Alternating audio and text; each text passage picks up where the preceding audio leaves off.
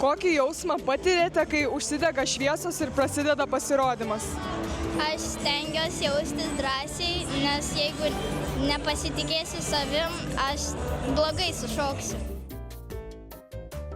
Koks momentas iš varžybų ar stovyklų labiausiai įstrigo atmintyje? Labiausiai iš stovyklos įsimenu, kai reikia pristatyti savo kambarį ir kartais galvoju visokių nesąmonių, pradedi juoktis iš savęs, kai tokių juokingų padarai dalykų.